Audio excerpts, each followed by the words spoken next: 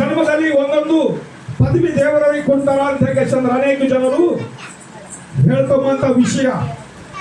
ಆದ್ರೆ ಬೈಬಲ್ ಹೇಳ್ತಾರ ಮನುಷ್ಯಗೆ ಮಾತ್ರ ಒಂದೇ ಜನ್ಮ, ಅದಾದ ನಂತರ ಮನುಷ್ಯಗ ನ್ಯಾಯ ತೀರ್ಪು. ಆದ್ರೆ ದೇವರ ಸನ್ನಿಧಿಯಲ್ಲಿ ಈ ಮತ್ತೆಯ ಮಾತ್ರ, ಈ ಸತ್ಯವೇದ ಬೈಬಲ್ ಮಾತ್ರ ಈ ರೀತಿಯಾಗಿ ಹೇಳ್ತದ.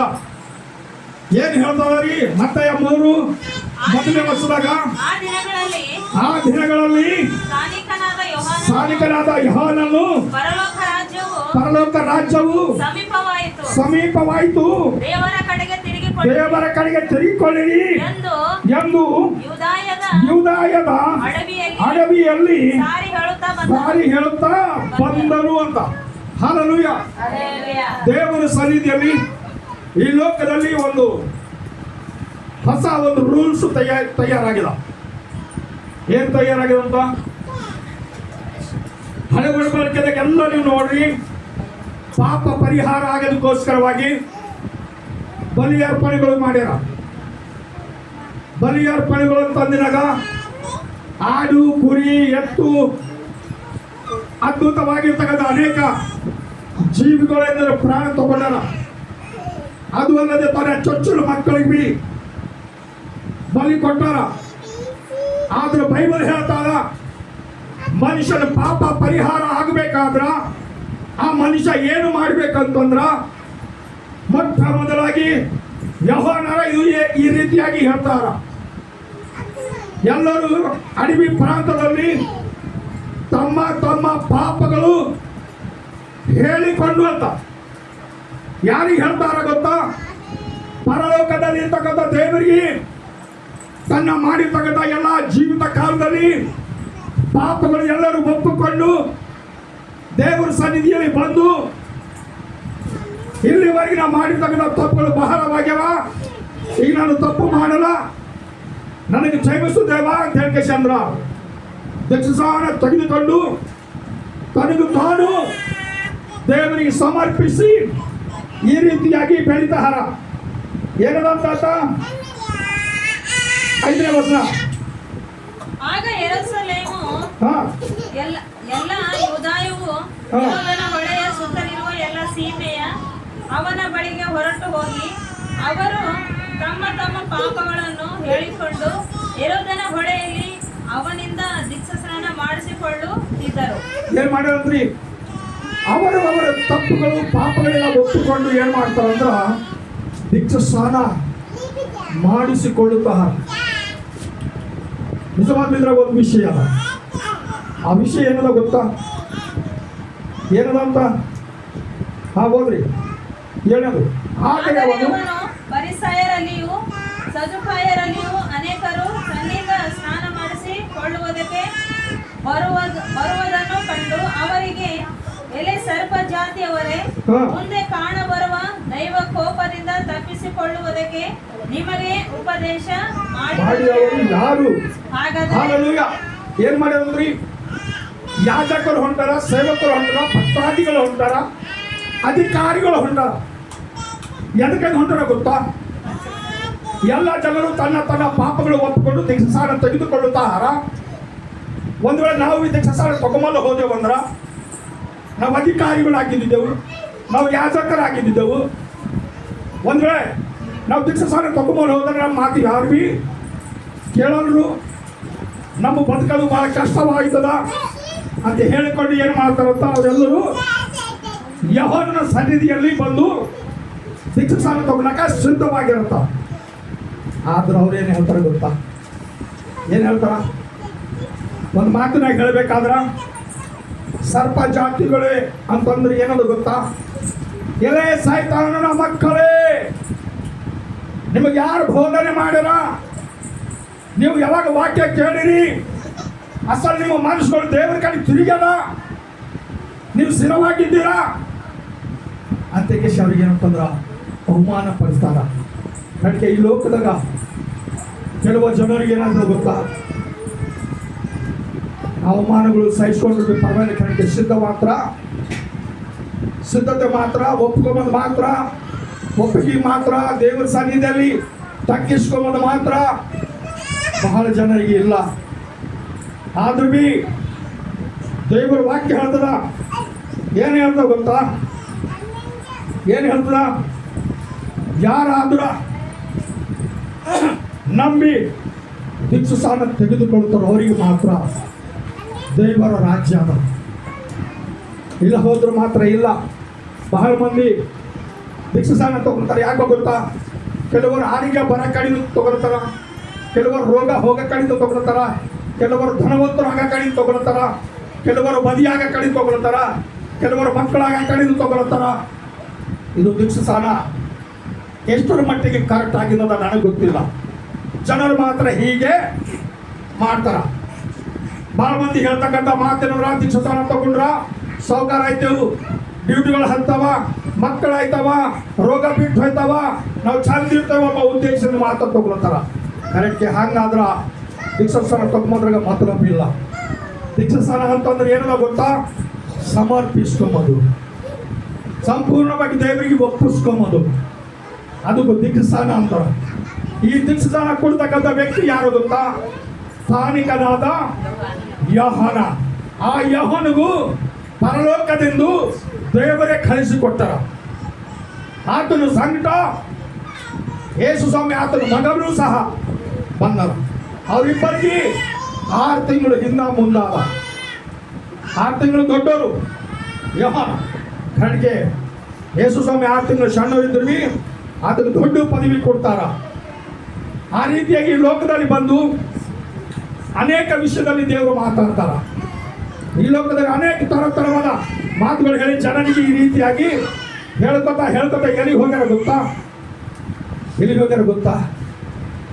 ಒಂದು ಪ್ರಾಂತದಲ್ಲಿ, ಒಂದು ಹಳ್ಳಿ ಊರಲ್ಲಿ, ಒಂದು ಕುಟುಂಬದಲ್ಲಿ ಇದೇ ರೀತಿಯಾಗಿ ನಾವು ಯಾವ ರೀತಿಯಾಗಿ ಕೂಡಿಕೊಂಡು ಎಲ್ಲರೂ ಸೇರಿಕೊಂಡು ಆರಾಧನೆ ಮಾಡಿ ದೇವರಿಗೆ ಮಹಿಮೆ ಪಡಿಸಬೇಕು, ದೇವರ ಆಶೀರ್ವಾದಗಳು ನಾವೆಲ್ಲರೂ ಹೊಂದ್ಕೋಬೇಕು ಎಂಬ ಉದ್ದೇಶಕ್ಕೆ ನಾವು ಕೂಡಿದೆವು. ಆ ಕಾಲದಲ್ಲಿ ಯೇಸು ಸ್ವಾಮಿನೂ ಸಹ ಒಂದು ದಿವಸ ಒಂದು ಊರಿಗೆ ಹೋಗ್ಯಾರ. ಯೋಹಾನ ಬರೆದ ಪತ್ರಿಕೆಯಲ್ಲಿ ಯೋಹಾನ ಸುವಾರ್ತೆದಾಗ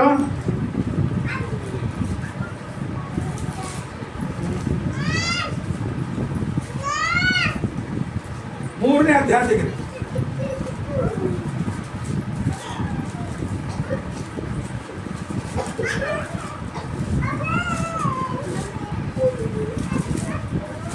ಯೋಹಾನ 3ನೇ ಅಧ್ಯಾಯ ಮೊದಲನೇ ವಚನ ಓದ್ರಿ. ಮೊದಲನೇ ವಚನ. ಹಾ, ಆ ದಿನಗಳಲ್ಲಿ ಹಾ ಹೋದ್ರಿ, ಹಚ್ಚಿ ಹೋದ್ರಿ. ಹಾ, ಮೊದಲಿಂದ ಫರಿಸಾಯರಲ್ಲಿ ಯಹೂದರ ಹಿರಿ ಸಭೆಯವರಾದ ನಿಕೋದೇಮನೆಂಬ ಒಬ್ಬ ಮನುಷ್ಯನಿದ್ದನು. ಅವನು ರಾತ್ರಿಯಲ್ಲಿ ಯೇಸುವಿನ ಬಳಿಗೆ ಬಂದು ಆತನಿಗೆ ಗುರುವೇ, ನೀನು ದೇವರ ಕಡೆಯಿಂದ ಬಂದ ಬೋಧಕನ ಎಂದು ಬಂದೆವು. ನೀನು ಮಾಡುವಂತ ಈ ಸೂಚ್ಯ ಕಾರ್ಯಗಳನ್ನು ದೇವರ ಸಹಾಯ ಇಲ್ಲದೆ ಮಾಡುವುದು ಸರಿಯಿಂದಲೂ ಆಗುವುದು ಎಂದು ಹೇಳಿದನು. ಅದಕ್ಕೆ ಯೇಸು, ನಾನು ನಿಮಗೆ ನಿಜ ನಿಜವಾಗಿ ಹೇಳುತ್ತೇನೆ, ಒಬ್ಬನು ಹೊಸದಾಗಿ ಹುಟ್ಟದಿದ್ದರೆ ಅವನು ದೇವರ ರಾಜ್ಯವನ್ನು ಕಾಣಲಾರನು ಎಂದು ಅಂದನು. ಹಲ್ಲೆಲೂಯಾ. ಈ ವಿಷಯದಲ್ಲಿ ನಾವು ದೇವರ ಸಾನ್ನಿಧ್ಯದಲ್ಲಿ ನಿಜವಾಗ್ಲೂ ಒಬ್ಬರು ಹೊಸದಾಗಿ ಹುಟ್ಟಬೇಕಂತ, ಈ ಹೊಸದಾಗಿ ಹುಟ್ಟಬೇಕಾದ್ರ ಏನು ಮಾಡಬೇಕು ಗೊತ್ತಾ? ಏನು ಮಾಡಬೇಕು ಗೊತ್ತಾ? ದೇವರ ಸಾನ್ನಿಧ್ಯದಲ್ಲಿ ತಿರುಗಿ ಹ್ಯಾಂಗ ಹುಟ್ಟಬೇಕು ಅಂತ ಚಂದ್ರ ನಿಕೋದೇಮು ಅಲ್ಲಿ ಪ್ರಶ್ನ ಹಾಕ್ತಾರ. ಯೇಸು ಸ್ವಾಮಿ ಏನು ಹೇಳ್ತಾರೋ, ಒಬ್ಬ ಮನುಷ್ಯ ಹೊಸದಾಗಿ ಹುಟ್ಟಬೇಕಂದಾಗ ಈ ಸಭೆಯಲ್ಲಿ ಇರ್ತಕ್ಕಂಥ ಹಿರಿಯ ಮನುಷ್ಯ ಈ ಒಬ್ಬ ಯಹೂದರ ಒಂದು ಯಾಜಕನಾಗಿ ಅನ, ಒಬ್ಬ ಬೋಧಕನಾಗಿ ಅನ, ಒಳ್ಳೆ ಸೇವಕನಾಗಿ ಅನ. ಆ ಸೇವಕಗ ದೇವರು ಮಾತಾಡಿರ್ತಕ್ಕಂಥ ಒಂದು ಸಂದರ್ಭದಲ್ಲಿ ಅದೇನು ಮಾಡ್ತಾರ? ಕೇಳಿನಾಗ, ಅಯ್ಯ ನಾನಂತೂ ವಯಸ್ಸು ಹಾಕಿದೆ, ನಾನಂತೂ ಮುದುಕನಾದ, ಈಗ ತಿರುಗಿ ನಾನು ತಾಯಿ ಗರ್ಭದಲ್ಲಿ ಹೋಗಿ ಮತ್ತೆ ತಿರುಗಿ ಹುಟ್ಲಕ್ಕ ಸಾಧ್ಯ ಆದನ ಅಂತೇಳಿ ಕೆಲಸದ ಸವಾಲು ಹಾಕ್ತಾರ. ಕರೆಂಟ್ಗೆ ಆ ಸಂದರ್ಭದಲ್ಲಿ ಆತ ಈ ರೀತಿಯಾಗಿ ಹೇಳೋಣ, ಲೌಕಿಕ ರೀತಿಯಲ್ಲಿ ತಿರುಗಿ ತಾಯಿ ಗರ್ಭದಲ್ಲಿ ಹೋಗಿ ಹ್ಯಾಂಗೆ ಹುಟ್ಟಿ ಬರಲಿ ಅಂತೇಳಿ ಕೇಳಿರುವಾಗ ಯೇಸು ಸ್ವಾಮಿ ಏನು ಹೇಳಿರೋ ಗೊತ್ತಾ? ಒಬ್ಬ ಮನುಷ್ಯನು ಆತ್ಮಲಿಂದು ಸತ್ಯಲಿಂದು ನೀರಿನಿಂದ ಒಂದು ವೇಳೆ ಹುಟ್ಟದೆ ಹೋದ್ರ ದೇವರ ರಾಜ ಎಂದು ಬಿ ಕಾಣುವುದೇ ಇಲ್ಲ ಎಂಬುದಾಗಿ ಹೇಳ್ಯಾರ. ಹಲ್ಲೆಲೂಯಾ. ಏನಾದ ಎದ್ದು ಹುಡ್ಬೇಕಂತ ಒಬ್ಬ ಮನುಷ್ಯ ಹುಡ್ಬೇಕಾದ್ರ ಮೊಟ್ಟ ಮೊದಲಾಗಿ ದೇವರಿಗೆ ನಂಬಬೇಕು, ದೇವರ ಚಿತ್ತದ ಅನುಸಾರವಾಗಿ ನಡಿಬೇಕು, ತಿರುಗಿ ನೀರಿನಾಗ ಮುಳುಗಿ ಸ್ನಾನ ತೆಗೆದುಕೊಂಡು ಹೊಸದಾಗಿ ಹುಟ್ಟಬೇಕು. ಹಳೆ ಗುಣಗಳು, ಹಳೆ ಆಲೋಚನೆಗಳು, ಹಳೆ ಸ್ವಭಾವಗಳು, ಹಳೆ ನಡತಿ ಅವೆಲ್ಲಕ್ಕ ಏನು ಮಾಡ್ಬೇಕಂದ್ರ ಸ್ನಾನ ಮಾಡಿಸಿಕೊಂಡು ಬಂದು ಅಂತಂದ್ರ ಸಮಾಧಿಯಾಗದು. ಏನಿಲ್ಲ, ಅವಕ್ಕೆಲ್ಲ ಸಮಾಧಿ ಮಾಡಿ ಮನುಷ್ಯ ಹೊಸದಾಗಿ ಹುಟ್ಟಿ ಬರಬೇಕು. ಅವಾಗ ಹೊಸದಾಗಿನೇ ಇರಬೇಕು. ಅವಾಗ ಮಾತ್ರ ದೇವರ ರಾಜ್ಯದಾಗ ಸೇರ್ಲಕ್ಕ ಸಾಧ್ಯನ ಅಂತ ಕೇಶಂದ್ರ ಹೇಳ್ತಾರ. ಮತ್ತೇನು ಹೇಳ್ತಾರ? ನಿಕೋದೇಮನು ಆತನನ್ನು, ಮನುಷ್ಯನು ಮುದುಕನಾದ ಮೇಲೆ ಹುಟ್ಟುವುದು. 5 ಯೇಸು, ನಾನು ನಿನಗೆ ನಿಜ ನಿಜವಾಗಿ ಹೇಳುತ್ತೇನೆ. ಅದಕ್ಕೆ ಯೇಸು, ನಾನು ನಿನಗೆ ನಿಜ ನಿಜವಾಗಿ ಹೇಳುತ್ತೇನೆ, ಒಬ್ಬನು ನೀರಿನಿಂದಲೂ ಆತ್ಮನಿಂದಲೂ ಹುಟ್ಟದಿದ್ದರೆ ದೇವರ ರಾಜ್ಯಕ್ಕೆ ಸೇರಲಾರನು. ದೇಹದಿಂದ ಹುಟ್ಟಿದ ದೇಹವು ಹುಟ್ಟಿದು ಆತ್ಮನಿಂದ ಹುಟ್ಟಿದು ಆತ್ಮವು ನೀವು ಹೊಸದಾಗಿ ಹುಟ್ಟಬೇಕು ಎಂದು ನಾನು ನಿಮಗೆ ಹೇಳಿದ್ದರಿಂದ ಆಶ್ಚರ್ಯಪಡಬೇಡ. ಗಾಳಿಯು ದೇವರ ಸಾನ್ನಿಧ್ಯದಲ್ಲಿ ಈ ಮಾತಿಗೆ ಆಶ್ಚರ್ಯ ಪಡಬೇಡ ಅಂತ ಹೇಳ್ತಾರ. ಭಾಳ ಮಂದಿ ಏನೋ ಗೊತ್ತಿಲ್ಲ, ಹಂಗ್ಯಾಂಗಾಯ್ತದ ಅಂತಾರ. ಕಡೆಗೆ ದೇವರು ಎಲ್ಲರಿಗೂ ಸಾಧ್ಯ ಮಾಡ್ಯಾರ. ಬಹಳ ಮಂದಿಗೆ ಕೆಲವು ರೂಲ್ಸ್ಗಳವ, ಕೆಲವ ಸಮಸ್ತ ಜನರಿಗೆ ಅವ್ರಿಗವ್ರಿಗೆ ಒಂದು ನಿರೀಕ್ಷೆ ಅದ, ಅವ್ರಿಗವ್ರಿಗೆ ಒಂದು ದೀಕ್ಷೆ ಅದ. ಆ ಪತ್ರದ ಪ್ರಕಾರವಾಗಿ ಎಲ್ಲ ಜನರು ನಡ್ಕೊಂಡು ಹೋಗ್ತಾರೆ. ಕರೆಕ್ಟ್ಗೆ ಕೆಲವು ಜನರಿಗೆ ಕೆಲವ ರೀತಿಯಾಗ್ಯದ, ಕೆಲವು ಜನರಿಗೆ ಕೆಲವ ರೀತಿ. ಕಡೆಗೆ ಕ್ರೈಸ್ತರಿಗೆ ಮಾತ್ರ ಏನು ಅಂತಂದ್ರೆ ದೀಕ್ಷಾಸ್ನಾನ, ನಂಬಿ ದೀಕ್ಷಾಸ್ನಾನ ತೆಗೆದುಕೊಂಡು ಪ್ರತಿಯೊಬ್ಬರು ದೇವರ ರಾಜ್ಯದಾಗ ಸೇರಬೇಕಂತೂ ದೇವರ ಉದ್ದೇಶ ಮಾತ್ರ ಅದ. ಆ ದೇವರ ಉದ್ದೇಶ ನೆರವೇರಬೇಕಾದ್ರೆ ಪ್ರತಿಯೊಬ್ಬರು ಏನು ಮಾಡಬೇಕಾಗ್ಯದ? ದೇವರ ಸನ್ನಿಧಿಯಲ್ಲಿ ಈ ರೀತಿಯಾಗಿ ಬರಬೇಕಾಗಿಲ್ಲ. ಈ ರೀತಿಯಾಗಿ ಬರ್ತಕ್ಕಂಥ ಒಂದು ಸಂದರ್ಭದಲ್ಲಿ ಇಲ್ಲಿ ನಾವು ನೋಡ್ಬೇಕಾದ್ರ ಈ ರೀತಿ ದೇವರು 16ನೇ ವರ್ಷದಾಗ ಹೋದ್ರಿ. 16ನೇ ವರ್ಷದಾಗ ದೇವರು ಲೋಕದ ಮೇಲೆ ಎಷ್ಟೊಂದು ಪ್ರೀತಿಯನ್ನಿಟ್ಟು ತನ್ನ ಒಬ್ಬನೇ ಮಗನನ್ನು ಕೊಟ್ಟನು. ಆತನನ್ನು ನಂಬುವ ಒಬ್ಬನಾದರೂ ನಾಶವಾಗದೆ ಎಲ್ಲರೂ ನಿತ್ಯ ಜೀವವನ್ನು ಪಡೆಯಬೇಕೆಂದು ಆತನನ್ನು ಕೊಟ್ಟನು. ಹಲ್ಲೆಲೂಯಾ. ಏನ್ ಮಾಡ್ಯಾರಂದ್ರಿ? ಈ ಲೋಕದಾಗಿರ್ತಕ್ಕಂಥ ಪ್ರತಿ ಸಹೋದರ ಸಹೋದರಿ ಪ್ರತಿ ಒಬ್ಬೊಬ್ಬರು ಕರೆದು ಯೇಸು ಸ್ವಾಮಿ ಈ ಲೋಕದಾಗ ಹುಟ್ಟಿ ಬಂದಾರ. ಯಾಕೆ ಗೊತ್ತಾ? ಪ್ರತಿಯೊಬ್ಬರು ರಕ್ಷಣೆ ಹೊಂದಬೇಕು, ಪ್ರತಿಯೊಬ್ಬರು ನಿತ್ಯ ಜೀವ ಹೊಂದಬೇಕು, ಪ್ರತಿಯೊಬ್ಬರು ದೇವರ ರಾಜ್ಯದಲ್ಲಿ ಸೇರಬೇಕು. ಆತನೊಂದು ಸಂಕಲ್ಪದ ಮೇರೆಗೆ ಆತ ಈ ಲೋಕದಲ್ಲಿ ಹುಟ್ಟಿ ಬಂದಿರ್ತಕ್ಕಂಥ ಸಂದರ್ಭದಲ್ಲಿ ಬಹಳಷ್ಟು ಜನರು ಏನು ಮಾಡ್ಯಾರಿ? ಕೆಲವು ಜನರು ನಂಬಿಲ್ಲ, ಕೆಲವು ಜನರು ಮಾತ್ರ ನಂಬಿಲ್ಲ. ಈ ರೀತಿಯಾಗಿ ಅನೇಕ ಜನರು ಮನಸ್ಸುಗಳು ಆ ಕಡೆ ಈ ಕಡೆ ಆಗ್ಯಾವ. ಕಡೆಗೆ ದೇವರ ಸನ್ನಿಧಿಯಲ್ಲಿ ದೇವರ ಚಿತ್ತದ ಮೇರೆಗೆ ಈ ರೀತಿಯಾಗಿ ಹೇಳ್ತಕ್ಕಂಥ ಒಂದು ಸಂದರ್ಭದಲ್ಲಿ 4ನೇ ಅಧ್ಯಾಯ 1ನೇ ವಚನ ಹೋದರೆ, ಯೇಸು ಯೋಹಾನನಿಗಿಂತ ಹೆಚ್ಚು ಶಿಷ್ಯರನ್ನು ಮಾಡಿಕೊಂಡು ಅವರಿಗೆ ದೀಕ್ಷಾಸ್ನಾನ ಮಾಡಿಸುತ್ತಾನೆಂಬ ಸುದ್ದಿಯನ್ನು ಫರಿಸಾಯರು ಕೇಳಿದರೆಂದು ಕರ್ತನಿಗೆ ತಿಳಿದಾಗ ಆತನು ಯೂದಾಯವನ್ನು ಸ್ಥಳಕ್ಕೆ ತಿರುಗಿ ಹೋದನು. ಹಾ ಆದರೂ ಸ್ನಾನ ಮಾಡಿಸುತ್ತಿದ್ದವನು ಯೇಸು ಅಲ್ಲ, ಆತನ ಶಿಷ್ಯರೇ ಮಾಡಿಸುತ್ತಿದ್ದರು. ಆತನು ಸಮರಾಯ ಸೀಮೆಯನ್ನು ಹಾದು ಹೋಗಬೇಕಾಯಿತು. ಹೋಗುವಾಗ ಸಮರಾಯ ಸೀಮೆಗೆ ಸೇರಿದ ಸುಂಕರೆಂಬ ಊರಿಗೆ ಬಂದನು. ಅದು ಯಾಕೋಬನು ತನ್ನ ಮಗನಾದ ಯೋಸೆಫನಿಗೆ ಕೊಟ್ಟ ಭೂಮಿಯು ದೇವರಿಗೆ ಸ್ತೋತ್ರವಾಗಲಿ. ಹತ್ತಿರದಲ್ಲಿತ್ತು. ಏನಾಗಿದಂತ್ರಿ, ಅನೇಕ ಜನರಿಗೆ ಯೇಸು ಸ್ವಾಮಿ ದೀಕ್ಷಾಸ್ನಾನ ಕೊಟ್ಟಾರ, ಅನೇಕ ಜನರಿಗೆ ಯೋಹಾನ ದೀಕ್ಷಾಸ್ನಾನ ಕೊಟ್ಟಾರ, ಅನೇಕ ಜನರಿಗೆ 12 ಮಂದಿ ಶಿಷ್ಯರು ಸಹ ಏನು ಮಾಡ್ತಾರ, ದೀಕ್ಷಾಸ್ನಾನ ಮಾಡಿಸ್ತಾರ. ಅನೇಕ ಜನರು ಈ ರೀತಿಯಾಗಿ ದೀಕ್ಷಾಸ್ನಾನ ಮಾಡಿಸ್ಕೊತಾ ದೇವರ ಕಡೆ ತಿರುಗಿ ದೇವರ ಮಗಳಾಗಿ ಅನೇಕ ಜನರು ಜೀವಿಸಲಿಕ್ಕೆ ಸಿದ್ಧವಾಗ್ಯಾರ. ಹಲ್ಲೆಲೂಯಾ. ಏನಿಲ್ಲ, ಇದರ ನಾವು ಅನೇಕರು ನಂಬಿದೆವು, ದೀಕ್ಷಾಸ್ನಾನ ತೆಗೆದುಕೊಂಡಿದ್ದೆವು, ಬಹಳ ಸಂತೋಷ. ಕೆಲವು ಜನರಿಗೆ ಕೆಲವು ಥರದ ಭಯ ಉಂಟಾಗತ್ತದ. ಈಗ ಏನು ಭಯ ಆಗತ್ತೆ ಗೊತ್ತಾ? ಯೇಸುವಿಗೆ ನಂಬಿದ್ರ, ದೀಕ್ಷಾಸ್ನಾನ ತಗೊಂಡ್ರ ನಮಗೆ ಗೌರ್ಮೆಂಟು ನಮಗೇನು ಸಹಾಯ ಮಾಡಲ್ಲ. ಹಲ್ಲೆಲೂಯಾ. ಬಹಳ ಮಂದಿ ಇದಕ್ಕೆ ಭೀ ಭಯ ಪಡೆಯತ್ತಾರ. ಎದಕ್ಕೆ ಭಯ ಪಡತ್ತಾರ? ಗೌರ್ಮೆಂಟು ಅಲ್ಲ. ಆದ್ರ ಒಂದು ಕಾಲ ಬರ್ತದ, ಆ ಕಾಲದಾಗ ಏನು ಜరుగుತ್ತದ ಗೊತ್ತಾ? ದೀಕ್ಷಾಸ್ನಾನ ತಗೊಂಬಂತ ಜನರಿಗೆ ಈ ಲೋಕದಾಗ ಅವರಿಗೆ ಬಹುಶಃ ರೇಷನ್ ಕಾರ್ಡ್ ಇರ್ಬೋದು, ಅವ್ರಿಗೆ ಬಹುಶಃ ಬಸ್ಸಿನಾಗ ಓಡಾಡಕ್ಕೆ ಫ್ರೀ ಆಗಿದ್ದಿರ್ಬೋದು ಅಲ್ಲ.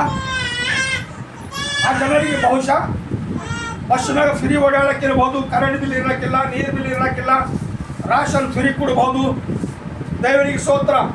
ಗೌರ್ಮೆಂಟ್ ಈ ರೀತಿಯಾಗಿ ಒಂದು ರೂಲ್ಸ್ ತಯಾರು ಮಾಡೋಣ ಅಂತ ಎಲ್ಲರೂ ಗೌರ್ಮೆಂಟ್ ರೂಲ್ಸ್ಗೆ ಅನೇಕರು ಅದಕ್ಕೆ ಹಿಂಬಾಲಿಸ್ತಾರ.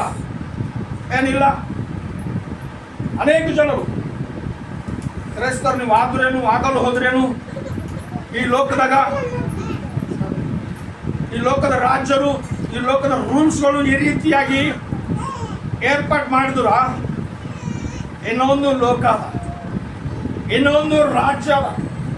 ಆ ರಾಜ್ಯದಾಗ, ಆ ಲೋಕದಾಗ ನಾವು ಹೋಗ್ಬೇಕಾದ್ರ ನಾವೇನು ಮಾಡಬೇಕು ಗೊತ್ತಾ? ಈ ಲೋಕದಾಗಿನ ರೂಲ್ಸ್ಗಳು ನಾವು ನೋಡಿ ಕಸಿ ಸುಮಾರು 70 ವರ್ಷ, 80 ವರ್ಷ, 90 ವರ್ಷ, 100 ವರ್ಷ, 120 ವರ್ಷ ಬದುಕ ಕಡಿದು ಈ ಲೋಕದಾಗ ನಾವು ಎಲ್ಲರಿಗೆ ಅಧೀನವಾಗಿರ್ಬೇಕಾಗುತ್ತಲ್ಲ. ಏನಿಲ್ಲ, ಅಧೀನವಾಗಿರ್ಬೇಕಾಗುತ್ತಲ್ಲ. ದೇವ್ರಿಗೆ ಸ್ತೋತ್ರ. ಪರವಾಗಿಲ್ಲ, ಇನ್ನ ಕೆಲವು ರೂಲ್ಸ್ಗಳವ ಗೌರ್ಮೆಂಟ್ ಇದು ಬಂದಿರು ಅಲ್ಲ. ಏನು ರೂಲ್ಸ್ ಅವ ಅಂತಂದ್ರೆ, ಹೆಲ್ತ್ ಕಾರ್ಡು ಯಾರಿಗದ ಅವ್ರಿಗೆ ಟ್ರೀಟ್ಮೆಂಟ್ ಫ್ರೀ ಅದ. ಏನಿಲ್ಲ ಅದಲ್ಲ.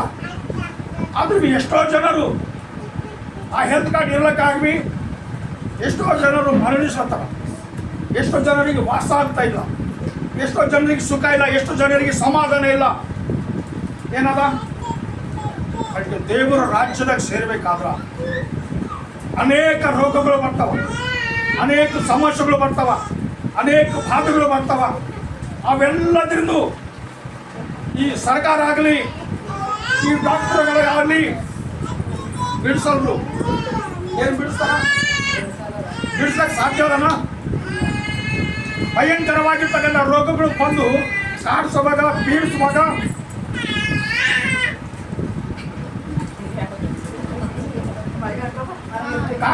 ಪೀಡಿಸುವಾಗ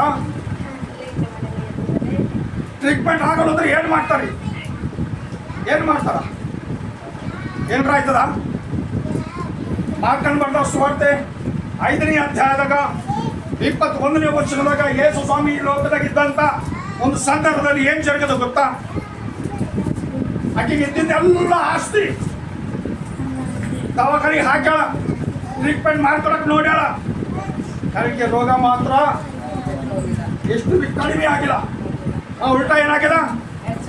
ಉಲ್ಟಾ ಹೆಚ್ಚಾಗ್ಯದ. ಅಂದ್ರ ನೋಡ್ರಿ, ಒಂದು ರೋಗ ಒಂದು ಮನೆಗೆ ಒಬ್ಬ ಮನುಷ್ಯಗೆ ಬಂದ್ರ ಪೂರ ಒಂದು ಮನೆ ಖಾಲಿನೇ ಆಗಿತ್ತು, ಪೂರ ಒಂದು ದೊಡ್ಡ ಖಾಲಿನೇ ಆಗೋತಿತ್ತು.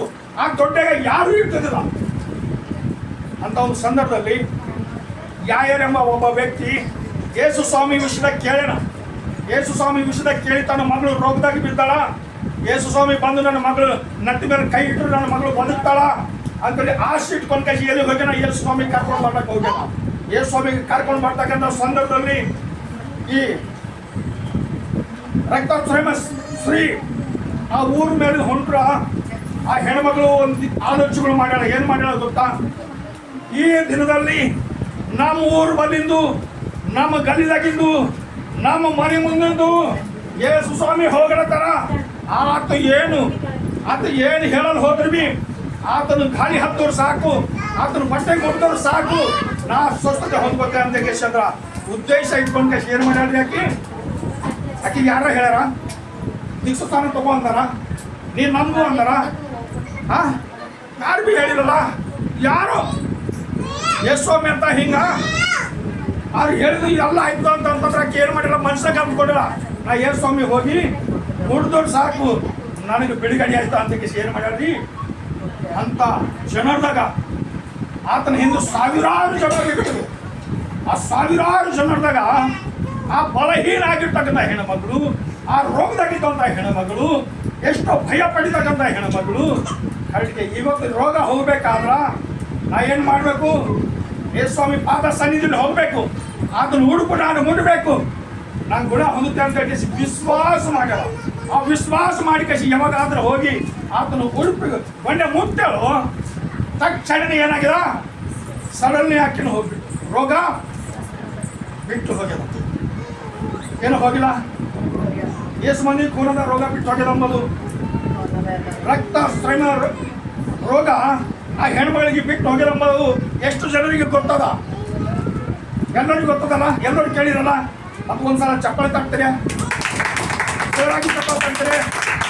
ವಿಶ್ವಾಸ, ದೇವರೊಂದು ಪ್ರೀತಿ, ದೇವರು ಒಂದು ಕರುಣೆ ಆಕೆಗೆ ಸಿಕ್ಕಿನಾಗ ಆಕೆ ಬಿಡುಗಡೆ ಹೊಂದಾಳ. ನಾವು ಸಹ ಅದೇ ರೀತಿಯಾಗಿ ನಾವು ಬಿಡುಗಡೆ ಹೊಂದಿದ್ದೇವೆ. ಯಾರ ಮಗಳು ಸಹ ಸತ್ತೋದ್ರಿ, ಅಮ್ಮ ಆಕಿ ಸತ್ತದ ಆಕಿ ಜೀವ ಹಳ ಈಕೆ ನಿದ್ದೆ ಮಾಡ್ತಾಳ ಅಂತ ಕೇಸಿ ಏನು ಮಾಡಿರ ಹೋಗಿ ಹೇಳ ಮಗ ಅಂತ ಕೇಸಿ ಎಬ್ಸಿನಾಗ ಆ ಮಗಳು ಎದ್ದು ಕುಂತಾಳ. ಇವತ್ತು ನಾವು ನೀವು ಒಂದ್ ವೇಳೆ ನಂಬುದೇವು ಅಂದ್ರ ಏನಾಯ್ತೇವ್ರಿ? ನಾವು ನಿದ್ರೆ ಹೋಯ್ತೇವು ಅಂದ್ರ ಒಂದಿನ ಯೇಸು ಸ್ವಾಮಿ ಬಂದು ನಮಗೂ ನಿಮಗೂ ಎಲ್ಲರಿಗೆ ಎಬ್ಬಿಸ್ತಾರ. ಎಬ್ಬಿಸಿ ಏನು ಮಾಡ್ತಾರಂದ್ರ ತನ್ನ ರಾಜ್ಯದಾಗ ಏನಂದ್ರೆ ಕರ್ಕೊಂಡು ಹೋಗ್ಲಕ್ಕ ಆತ ಒಂದಿನ ಬರೋರು ಹರ. ಅದಕ್ಕೋಸ್ಕರವಾಗಿ ನಾವು ಸಿದ್ಧವಾಗರೆ ಒಂದು ವೇಳೆ ನಾವು ಸಿದ್ಧವಾಗಬೇಕಾದ್ರ ನಾವು ಏನು ಮಾಡೋದು? ಈ ಲೋಕದಾಗ ಅನೇಕ ಜನರು ಅನೇಕ ಥರವಾದ ರೀತಿಯಲ್ಲಿ ಜೀವಿಸುತ್ತಾರೆ. ಇಲ್ಲಿ ಅಪೊಸ್ತಲರ ಕೃತ್ಯದಾಗ 9ನೇ ಅಧ್ಯಾಯದಾಗ ಒಬ್ಬ ಸೌಲವೆಂಬ ವ್ಯಕ್ತಿ ಹಣ, ಆ ವ್ಯಕ್ತಿ ಏನು ಮಾಡ್ತಾನೆ ಗೊತ್ತಾ? ಕ್ರೈಸ್ತರಿಗೆ ಪರಿಚಯ ಮಾಡಿಕೊಡಲ್ಲ, ಆರಾಧನಾ ಮಾಡಿಕೊಡಲ್ಲ, ಪ್ರಾರ್ಥನಾ ಮಾಡಿಕೊಡಲ್ಲ, ರೋಗ ಬಿಡುಗಡೆ ಹಾಕ್ಬಿಡಲ್ಲ, ಆ ಮಾಟಮಂತ್ರ ಶಕ್ತಿಯನ್ನು ಬಿಡುಗಡೆ ಹಾಕ್ಬಿಡಲ್ಲ. ಅವರು ಖಂಡಿತವಾಗಿ ಯೇಸುವಿಗೆ ನಂಬುದರ, ಯೇಸುವಿಗೆ ವಿಷಯದಾಗ ಹೇಳಿದರ ಅವ್ರನ್ನ ವೈದ್ಯಕಿ ಜೈಲಿನಾಗ ಹಾಕ್ತೇನೆ. ಹೆಂಗಸರು ಇರಲಿ, ಗಂಡಸರು ಇರಲಿ, ಯಾರೇ ಇರಲಿ ಅವರಿಗೆ ಭಯಂಕರವಾಗಿರ್ತಕ್ಕಂಥ ಶಿಕ್ಷೆ ನಾನು ಕೊಡ್ತೇನೆ. ಇಲ್ಲ ಹೋದ್ರ ಅನೇಕ ಯೌವನಸ್ಥರಿಗೆ ಜಮಾ ಮಾಡಿ ಅವ್ರಿಗೆ ಅಂದ್ರೆ ನಾನು ಕೊಲಿವೆ ಮಾಡ್ತೇನೆ ಅಂತ ಕಸಿ ಅಂದ್ರೆ ಏನು ಮಾಡಿ ಸರ್ಕಾರ ಮೇಲೆ ಹೋಗಿ ಸರ್ಟಿಫಿಕೇಟ್ ತಂದು ಏನು ಮಾಡಿ ನಾ ಶಪೇನ್ ಎಂಬ ವ್ಯಕ್ತಿಗೆ ಬಂದಿದ್ದು ನಾನು ನೋಡ್ಕೊತೇವೆ ಅವ್ನಿಗೆ ಹೊಡೆದಾಕ್ರಿ ಅಂತ. ಅನೇಕ ಜನರು ಕಲ್ಲಚ್ಚು ಹೊಡೆಯತ್ತ ಏನು ಮಾಡಿರಂತ ಮೊಳಕಾಲೂರಿ ಮೈಗುಂಟ ರಕ್ತ ನಡೆದದ, ಮೈಯೆಲ್ಲ ಉಪ್ಪಿ ಹೋಗ್ಯದ, ತೆನೆ ಹೊಡೆದದ, ಬಾಯಿ ಹೊಡೆದದ, ಮೂಗು ಹೊಡೆದದ, ಕೈ ಕಾಲೆಲ್ಲ ಡ್ಯಾಮೇಜ್ ಆಗ್ಯಾವ, ಎಲ್ಲ ಮೈ ರಕ್ತ ಆಗ್ಯದ. ಅಂತ ಸ್ಥಿತಿಯಲ್ಲಿ ಮೊಳಕಾಲೂರಿ ದೇವರಿಗೆ ಪ್ರಾರ್ಥನೆ ಮಾಡ್ತಾನ. ಏನಂತ ಕೃಷಿ ಮಾಡ್ತಾನೆ ಗೊತ್ತಾ? ಏಸಯ್ಯ ಅವ್ರು ಮಾತ್ರ ಏನು ಮಾಡ್ತಾರೋ ಗೊತ್ತಾಗಲ್ಲ. ಅವ್ರಿಗೆ ನೀನು ಕ್ಷಮಿಸು, ಅವ್ರಿಗೆ ನೀನು ಕ್ಷಮಿಸಪ್ಪ ಅಂತೇಳಿ ಪರಲೋಕ ಕಡೆ ನೋಡಿ ಏನು ಮಾಡ್ತಾನ? ಪ್ರಾರ್ಥನೆ ಮಾಡ್ತಾನ. ಪ್ರಾರ್ಥನೆ ಮಾಡ್ತಕ್ಕಂಥ ಸಂದರ್ಭದಲ್ಲಿ ಪರಲೋಕ ರಾಜ್ಯದಲ್ಲಿ ಏನು ಬಂದ್ರಿ ತಂತಿ ಬಲಗಡೆಯಲ್ಲಿ ಕುಂದಿಕಸಿ ಏನು ಮಾಡ್ತಾನಂತ? ಏನು ಮಾಡ್ತಾರಂತ, ಇದು ನೋಡ್ತಾರಂತ. ಇದನ್ನ ಪ್ರಾರ್ಥನಾ ಕೇಳಕಸಿ ಅವ್ರಿಗಂದ್ರ ಶಿಕ್ಷೆ ಬರಬಾರ್ದು ಅವ್ರಿಗೆ ಬಿಟ್ಕೊಟ್ಟು ಕಸಿ ಅಂದ್ರ ಆತಗೆ ತನ್ನ ರಾಜ್ಯದಾಗ ಸೇರಿಸ್ಕೊಡ ಏನಿಲ್ಲ. ಆತನ ರಾಜ್ಯದಾಗ ಅಂತ ಸೇರ್ಕೊಂಡ ಕರೆಕ್ಟೆ. ಈ ಶೆಪನ ಆತಗೊಂದು ಹಳ್ಳ ಹಚ್ಚಿಗೆ ಹೊಡೆದಿಲ್ಲ ಕರೆಕ್ಟೆ. ಆತನ ರಕ್ತದ ಅಪರಾಧ ಯಾರ ಮೇಲೆ ಅದಾದ್ರ? ಈ ಸೌಲನ ಮೇಲೆ ಅದ. ಈ ಸೌಲಿಗೆ ಹೋಯ್ತು ಕಸಿ ಇನ್ನ ಅನೇಕ ಜನರಿಗೆ ಇದೇ ರೀತಿಯಾಗಿ ಮಾಡಕ್ಕೆ ಪ್ರಯಾಣ ಮಾಡ್ತಾ ಇದ್ದೀವಿ ನಾನು. ಅಂಥ ಸಂದರ್ಭದಲ್ಲಿ ಸುಮಾರು 12 ಗಂಟೆದ ಸಮಯದಲ್ಲಿ ಮಧ್ಯಾಹ್ನ ಸಮಯದಲ್ಲಿ ಏನು ಮಾಡ್ಯಾರ್ರಿ? ಏನು ಮಾಡ್ಯಾರಂತ ಮಧ್ಯಾಹ್ನ ಜಾವದಲ್ಲಿ ಸಡನ್ಲಿ ಆತನ ಕಣ್ಣು ಹೋಗಿಬಿಟ್ಟ. ಏನಿಲ್ಲ, ಯಾವಾಗಾದ್ರೂ ಆತನ ಕಣ್ಣು ಯಾವಾಗ ನೆಲದ ಮೇಲೆ ಬಿದ್ದರೋ ಅವಾಗ ದೇವರು ಪರಲೋಕದಿಂದ ಕೂಗ್ತಾರ. ಏನಿಲ್ಲ, ಸೌಲ ಸೌಲ ಸೌಲ ಅಂತಂದಿನಾಗ ಕರ್ತನೇ ನೀ ಯಾರಪ್ಪ, ನೀ ಯಾರು ಅಂತ ಕೇಳ್ತಾನ. ನೀ ಯಾರಿಗಾದ್ರೂ ಹಿಂಸೆ ಪಡಿಸ್ತಾ ಇದ್ದಿದೆಯೋ ಆ ಯೇಸು ನಾನೇ, ಆದ್ರೂ ನಾನು ನಿನಗೂ ಕ್ಷಮಿಸ್ಲತ್ತೀನಿ ಅಂತಂದಿರತ್ತ. ಕರ್ತನೇ ನಿನ್ನ ಸೇವಕರಿಗೆ ಅನೇಕರಿಗೆ ನಾನು ಭಯಂಕರವಾದ ರೀತಿ ನಾನು ಅವಮಾನ ಪಡಿಸಿನಿ. ಈಗ ನನ್ನ ಕಣ್ಣುಗಳು ಹೋಗ್ಯವ, ನಾನು ಹೇಳಕ್ಕೆ ನನಗೆ ಶಕ್ತಿ ಇಲ್ಲ, ಆದರೂ ನೀ ನನಗೂ ಕ್ಷಮಿಸ್ತಾ ಇಲ್ಲತ್ತಿದೆ ಅಂದ್ರ ಆಶ್ಚರ್ಯಪಟ್ಟ ಕಸಿ ಏನು ಮಾಡ್ಯಾನ? ಅವ್ರ ಮನುಷ್ಯರು ಬಂದು ಎಬ್ಸ್ತಾರ, ಮನೆಗೆ ಹೋಗ್ಯಾನ. ಮನೆಗೆ ಹೋಗಿ ಕಸಿ ಏನು ಮಾಡ್ಯಾನ ಅಂದ್ರ 3 ದಿನ ಏನು ಮಾಡ್ಯಾದ್ರಿ? ಊಟ ಇಲ್ಲ, ನೀರು ಇಲ್ಲ, ನಿದ್ದೆ ಇಲ್ಲ, ಯಾರು ಸರಿ ಮಾತಿಲ್ಲ, ಕತೆ ಇಲ್ಲ. ಏನು ಮಾಡ್ತಾನೆ ಗೊತ್ತಾ? ನಾ ಯಾಕನ ಮಾಡ್ದ ನಾ ಮಾಡಾಣಿದ್ದಿಲ್ಲ, ನನ್ನ ಕಣ್ಣು ಹೋದು, ಈಗ ನಾ ಹ್ಯಾಂಗ ಮಾಡಲಿ, ನಾ ಬದುಕಲೇ ಸಾಯಿಲೆ ಏನು ಮಾಡಲಿ ಅಂತ ಕಸಿ ಹೇಳುವಾಗ ದೇವರು ದರ್ಶನ ಕೊಟ್ಟು ಕಸಿ ಏನು ಮಾಡ್ಯಾರ ಗೊತ್ತಾ? ಒಬ್ಬ ದೈವ ಸೇವಕರಿಗೆ ಅಂದ್ರೆ ಮಾತಾಡ್ಯಾರ. ಏನಂತ ಕೃಷಿ ಮಾತಾಡ್ಯಾರ ಗೊತ್ತಾ? ಅನನ್ಯ ಹೋಗಿ ನೀನು ಹೋಗಿ ಸೌಲಗ ನೀನು ಆತನ ತಲೆ ಮೇಲೆ ಕೈ ಕಟ್ಟಿ ಪ್ರಾರ್ಥನೆ ಮಾಡ್ತಾರ, ಆತನ ಕಣ್ ಕೊಡ್ತಾನೆ ಹೋಗುವಲ್ಲತ್ತಾರ. ಆತೇನಂತ ಗೊತ್ತಾ? ಸ್ವಾಮಿ, ಒಬ್ಬ ಕರೂರ ವ್ಯಕ್ತಿಯನ್ನ ಕ್ರೈಸ್ತರಿಗೆ, ಸೇವಕರಿಗೆ, ಹೆಣ್ಮಕ್ಳಿರಲಿ ಗಂಡು ಮಕ್ಕಳಿರಲಿ ಯಾರೇ ಇರಲಿ ಅವ್ರಿಗೆ ಹಿಡಿದು ಸೆರೆಮನಿಯಲ್ಲಿ ಹಾಕ್ತಾನ. ಭಯಂಕರವಾದ ರೀತಿಯಿಂದ ಟಾರ್ಚರ್ ಕೊಡ್ಲತ್ತಾನ. ಆ ಮನುಷ್ಯನ ಬಳಿಕ ಹೋಗಲ್ತಿ ಅಂತ ಪ್ರಭು ಅಂದಿನಾಗ ಹೋಗುವ ಪ್ರಾರ್ಥನಾ ಮಾಡ್ತಾನ ಅಂದಿನಾಗ ನಿಜವಾಗ್ಲೂ ಆತ ಏನು ಮಾಡ್ಯಾರತ್ರಿ? ಆ ವ್ಯಕ್ತಿಗೆ ಹೋಗಿ ಪ್ರಾರ್ಥನಾ ಮಾಡಿನಾಗ ಆತಗೆ ಕಣ್ಣು ಬಂದಿನಾಗ ಏನು ಮಾಡ್ಯಾರ ಗೊತ್ತಾ? ಸೇವಕರ ಮಾತು ಕೇಳಿ ಆ ಸೇವಕನ ಕೈಲಿಂದು ದೀಕ್ಷಾ ಸಾಲ ತಗೊಂಡು ಪೈಲೆ ಹೋಗಿ ಏನು ಮಾಡ್ಯಾನ್ರಿ? ಪೈಲೆ ಹೋಗಿ ದೀಕ್ಷಾ ಸಾಗನ ತಗೊಂಡನ. ದೀಕ್ಷಾ ಸಾಗನ ಯಾಕೆ ತಗೊಂಡನ ಗೊತ್ತಾ?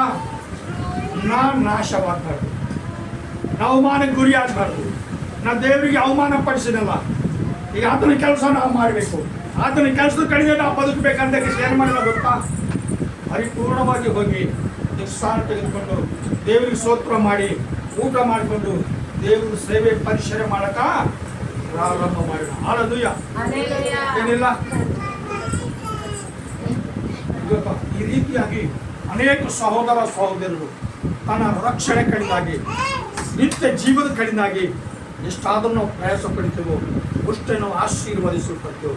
ಒಂದು ವೇಳೆ ಈ ರೀತಿಯಾಗಿ ನಾವು ಮಾಡ್ಕೊಂಡು ಮಾತ್ರ ದೇವರ ಸನ್ನಿಧಿಯಲ್ಲಿ ಅದ್ಭುತವಾದ ಆಶೀರ್ವಾದಗಳು ನಾವೆಲ್ಲರೂ ಹೊಂದಿಕೊಳ್ಳಕ್ಕೆ ಸಾಧ್ಯದ. ಈ ಓದಿರ್ತಕ್ಕಂಥ ವಾಕ್ಯ ದೇವರು ನಮ್ಮೆಲ್ಲರಿಗೆ ಆಧಾರವಾಗಿದ್ದು ಆಶೀರ್ವಾದ ಮಾಡಿ ಸಹಾಯ ಮಾಡಿ ಬಲಪಡಿಸಲಿ. ನಾವು ಕೊನೆಯದಾಗಿ ಒಂದು ಪ್ರಾರ್ಥನೆ ಮಾಡ್ಕೊಂಡು ಮುಕ್ತಾಯ ಮಾಡ್ತಾರೆ. ಮಹಾಪರಿಶುದ್ಧವಾಗಿರುವ ದೇವರೇ, ನಿಮ್ಮ ಘನವುಳ್ಳ ನಾಮಕ್ಕೆ ಸ್ತೋತ್ರವಾಗಿ ಈ ರಾತ್ರಿ ಜಾವದಲ್ಲಿ ಈ ಒಂದು ಗುಡಾರದಲ್ಲಿ ಆರಾಧಿಸುವ ಭಾಗ್ಯ ನೀಡಿರಿ. ನಿಮಗೆ ಸ್ತೋತ್ರ. ಅದ್ಭುತವಾದ ರೀತಿಯಲ್ಲಿ ವಾಕ್ಯದ ನಿಮಿತ್ತವಾಗಿ ಮಾತಾಡಿರಿ. ನಿಮಗೆ ಸ್ತೋತ್ರ. ದೇವ, ನಿಮ್ಮ ಚಿತ್ತವಿದ್ದರೂ ಮಾತ್ರ ಕರ್ತನೆ. ಯಾರಾದರೂ ಒಪ್ಪಿಕೊಂಡು ತನಗೆ ತಾನು ತಗ್ಗಿಸಿಕೊಂಡು ದೀಕ್ಷಾನ ತೆಗೆದುಕೊಂಡು ನಿಮ್ಮ ರಾಜ್ಯದಲ್ಲಿ ಸೇರೋದಕ್ಕೋಸ್ಕರವಾಗಿ ನಿಮ್ಮ ಮಗ ನಿಮ್ಮ ಮಗಳಾಗಿ ಅಯ್ಯ ಜೀವಿಸಲಿಕ್ಕೆ ಇಷ್ಟಪಟ್ಟರು ಮಾತ್ರ ದೇವ ಅಭಿಷೇಕ ಮಾಡಿ ಅವ್ರ ಕುಟುಂಬಗಳಿಗೆ ಆಶೀರ್ವಾದ ಮಾಡಿ ಅವ್ರ ಮೇಲೆ ಬರುವ ಎಲ್ಲ ಶ್ರಮಗಳಿಂದ ಸಂಕಟಗಳಿಂದ ಸಂಪೂರ್ಣವಾದ ಬಿಡುಗಡೆ ಕೊಡ್ರಿ. ರೋಗ ರುಜಿನಗಳಿಂದ ಅವಮಾನಗಳಿಂದ ಬಿಡುಗಡೆ ಕೊಡ್ರಿ. ಮಾಟ ಮಂತ್ರ ಶಕ್ತಿ ದುರಾತ್ಮ ಅಂಧಕಾರದ ಬಲಗಳಿಂದ ಬಿಡುಗಡೆ ಕೊಡ್ರಿ. ಪರಿಶುದ್ಧಾತ್ಮ ನೀವೇ ಕಾರ್ಯ ಈ ರಾತ್ರಿ ಜಾಮದಲ್ಲಿ ಈ ಕುಟುಂಬದಲ್ಲಿರ್ತಕ್ಕಂಥ ಮಕ್ಕಳಿಗೂ ಕೂಡಿ ಬಂದಿರ್ತಕ್ಕಂಥ ಎಲ್ಲ ಜನರಿಗಾಗಿ ಪ್ರಾರ್ಥಿಸಿದೆಯಾ.